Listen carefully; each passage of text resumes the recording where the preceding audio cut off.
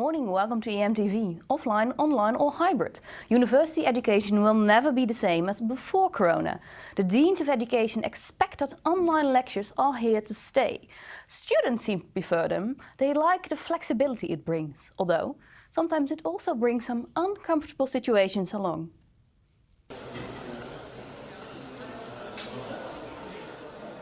Do you have some funny stories of difficulties that happened online? I had a tutorial and I forgot to turn off my mic and I had a private conversation. It was quite private, like no one really should have listened to that. And how did you attend the lecture after that conversation? Oh, like I'm shameless, so I was like, oh well, like it happened. But like I wish it didn't, but it's fine. I mean, you always have like the panic when the lecture room doesn't open or when you can't find the link. There's a lot of these like practicality problems that you don't really have in your life. Sometimes people were like in their pajamas because they just rolled out of bed at 9 o'clock and they were just like, well, I'm here, but I'm not really awake. Further on, the tutor said to us, yeah, I expect you to be fully dressed and behind your desk. So that was kind of funny that everyone was just like very tired and in their PJs, yeah. And did you wear your PJs? No, I was always fully dressed. Like the intimate life of professors. It's like sometimes you see their pets and like doing some weird stuff and their girlfriends or boyfriends or like, you know, it's like a whole thing that you wouldn't normally get to experience. Here with me in the studio is Timo Zandvliet. He's a student and student member of the University Council. Also he is lecturer and winner of the university's education prize, Anne Uribe Sandoval. Welcome to you both. Timo, when we were looking to the students, how were you dressed when you were following online education? Pajamas or fully?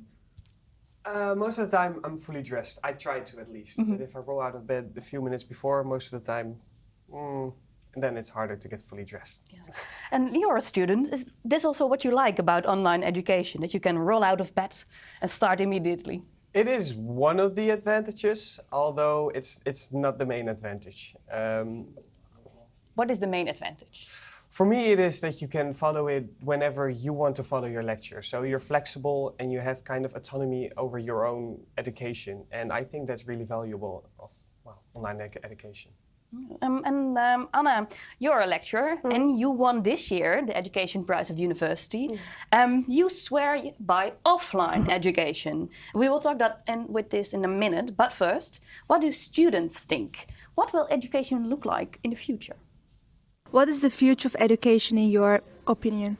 I think hybrid, to be honest, like the fact that so many people can be like getting this great education without actually being here is a huge advantage. I think we might go back to online education for a little bit, but once Corona has been controlled, I think this should no longer be an issue. I really hope that education will mostly remain like offline because there is obviously, I think, a huge value in interpersonal communication, and I think that really like changes like the way you approach a subject and it motivates you more. The only advantage I could see for online education is for people who already finished a study and are working full-time and need some extra study. It's gonna change for sure. It's the last thing to change and I think it's gonna undergo a lot of change. It's probably gonna end up being online. That's the sad truth, but let's hope we get some stuff offline. Yes. Anna, as you see, the students are in favor of online or hybrid. Your opinion piece in Erasmus Magazine made it clear you're not in favor of online education. You're a big favor of offline education.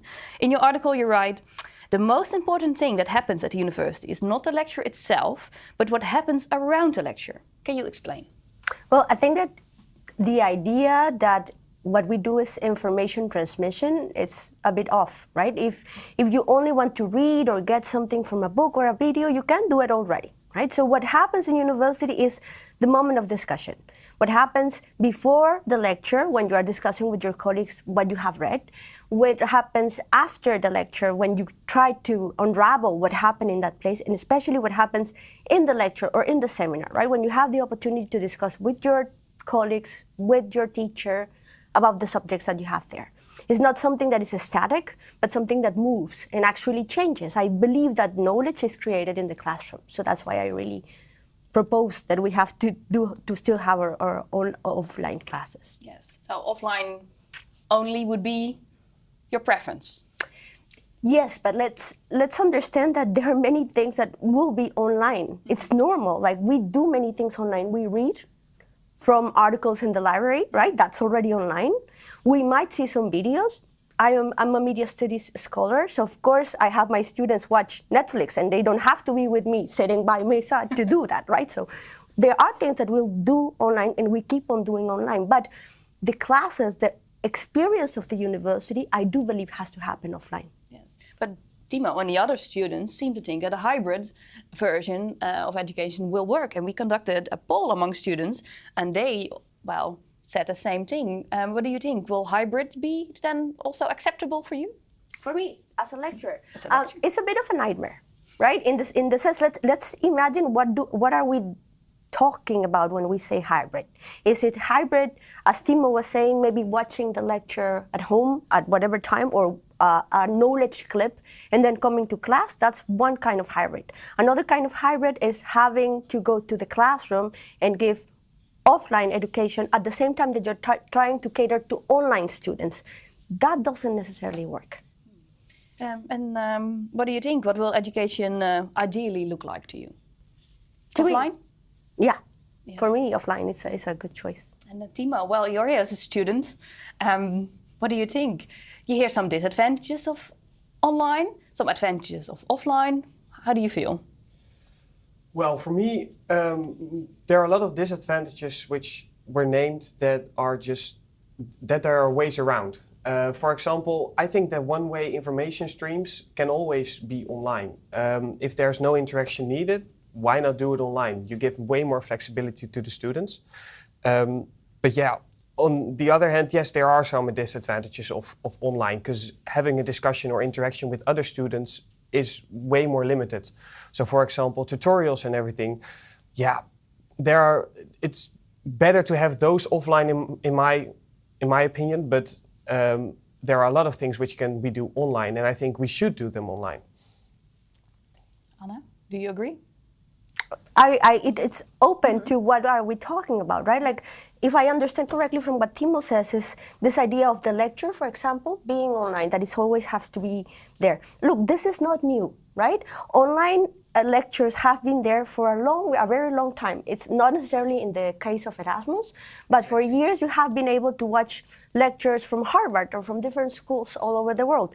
Now, what actually happens is that people want to still go to those lectures because something happens in that room. Doesn't mean that every student will make the most out of it, but for some of them, it's important to be there because actually being in the lecture is not only passive. All the things also happen in there.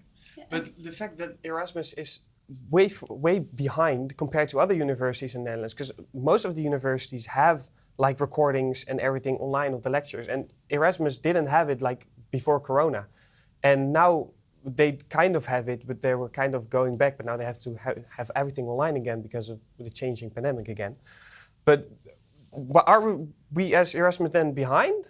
Because we kind of don't have it, and now you still want everything to be offline, but other universities have also things online. So I think we have to evaluate what as a university we want to do in the future, and also consider what do we want about those lectures. Imagine that I record a lecture today, right? Mm-hmm. And then that recording, who owns that? Who will play it? When? How long will that lecture actually be valid? Because I can record something today in media studies, for example, of dealing with journalism that in 3 months makes absolutely no sense because the examples that I'm giving are no longer valid. So I would discuss about the validity of the idea, like, yes, let's now propose to just produce 100 lectures and just keep them there and see how much that's going to be valid in the long term. And I would like to know, as a lecturer, how many years does the university can use my recordings? Because that's another story that we are maybe not discussing even yet. But Timo, you're a second-year student. Yes. How many offline lectures did you enjoy here on campus? 0. Last year was my first year. Everything was online. My exams were online. Last year I haven't been to the campus once. This year I had a few tutorials on campus. So those were mandatory. I had to go to campus, but yeah, furthermore, like no lectures at all. Did you notice the difference between your tutorials last year online and those this year offline? Yes, I did, but it also depends on how motivated the other students are in the same tutorial. Because if they are all just sitting and passively listening then there's not really a difference between online and having it offline. And Anna, during Corona, well, we still noticed here in the Netherlands, it's still very much going on. Online education will be inevitable. Do you have advice for students or other lecturers, your colleagues, to get through this period? Well, I just hope for them to be as active as possible and to know that this will pass, right? If I have to think about this as this is what it is and this is how it will continue for the rest of time, I would be a little bit demotivated. But if I think, okay, this is just something that we have to do now because it's the worst circumstance, good enough, right? Let's just live day by day on this. So I think this will be a topic we will have many more discussions on. Well, feel free to read Erasmus Magazine because that's where we will having those discussions. Thank you both so much for joining us. Thank you. Thank you. And we all know it's the end of November, which also means that the next examination period is approaching fast. Here's a study tip to end this EMTV with. Ancestors, hear my plea. I have exams and I did not study. It would be nice to get at least a B, but please bring passing to us all. Thank you all for watching. EMTV will be back in 2 weeks. Fortunately, you never have to miss us, because on erasmusmagazine.nl we publish plenty of good stuff in the meantime.